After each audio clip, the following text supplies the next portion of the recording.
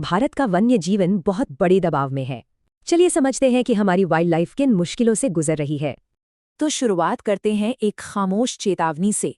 एक ऐसा जीव जिसका गायब होना एक बहुत बड़ी समस्या का इशारा है। ये नंबर देखिए, 97%। ये है भारत की गिद्धों की आबादी में आई गिरावट, मतलब लगभग खत्म। गिद्धों की ये कहानी, ये असल में आने वाले कल के लिए एक बहुत बड़ी चेतावनी है। तो अब बात करते हैं उस असल वजह की जो इन सारी मुश्किलों की जड़ है, जानवरों के लिए घटती जगह। सीधी भाषा में कहें तो जानवरों के घर, मतलब जंगल, छोटे छोटे टुकड़ों में बट रहे हैं। जैसे हाथियों को ही देख लीजिए, उनके आने जाने के लिए 88 खास रास्ते हैं जिन्हें एलिफेंट कॉरिडोर कहते हैं। लेकिन दिक्कत यह है कि सड़कें और रेलवे लाइनें इन रास्तों के ठीक बीच से निकल रही हैं। और नतीजा, इन जरूरी रास्तों में से अब सिर्फ 24% ही पूरी तरह से घने जंगल वाले बचे हैं। तो जब जगह कम होती है तो क्या होता है? होता है एक खतरनाक टकराव। जब जंगल सिकुड़ते हैं तो जानवर और इंसान दोनों एक ही जगह पर एक ही चीज के लिए लड़ने लगते हैं।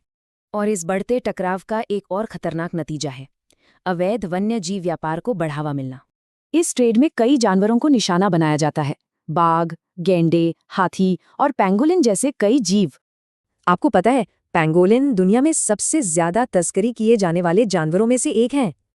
अच्छा, अब बात करते हैं कुछ अनदेखे दुश्मनों की जो चुपचाप इस संकट को और बढ़ा रहे हैं।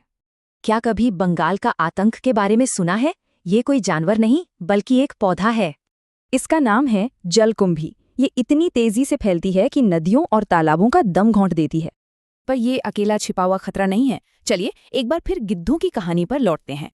हुआ ये कि मवेशियों को दी जाने वाली एक दर्द की दवा डिक्लोफेनाक गिद्धों के लिए जहर बन गई।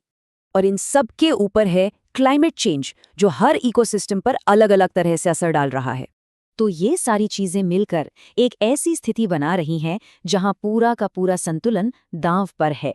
सुंदरबन को ही ले लीजिए, रॉयल बंगाल टाइगर का घर। समुद्र का जलस्तर बढ़ने से ये पूरा इलाका डूब सकता है।